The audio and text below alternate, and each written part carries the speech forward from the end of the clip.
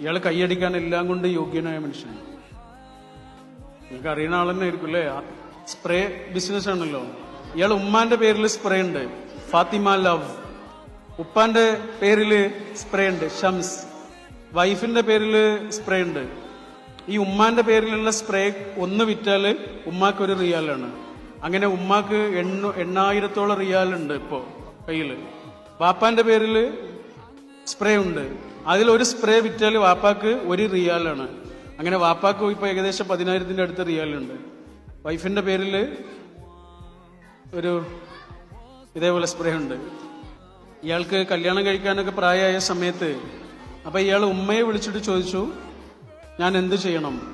അതിൽ ഉമ്മ പറഞ്ഞു, എന്റെ ആഗ്രഹം, നമ്മളെ ഇത്രയും കാലം 3 പെങ്ങന്മാരുണ്ട്, അവരെയൊക്കെ കെട്ടിച്ചു, നമുക്ക് അള്ളാഹ് ഒരുപാട് അനുഗ്രഹങ്ങൾ തന്നിട്ടുണ്ട്, അതുകൊണ്ട് നീ ഒരു യതീമായ കുട്ടിയെ കെട്ടണമെന്നതാണ് എന്റെ ആഗ്രഹം.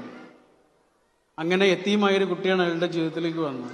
ആ കുട്ടിയുടെ പേരിൽ ഒരു സ്പ്രേ ഉണ്ട് എന്ന് പറയുമ്പോൾ വെറുതെ ഒരു വൈഫല്ല, അയാൾ അങ്ങനെ ചൂസ് ചെയ്ത ഒരു.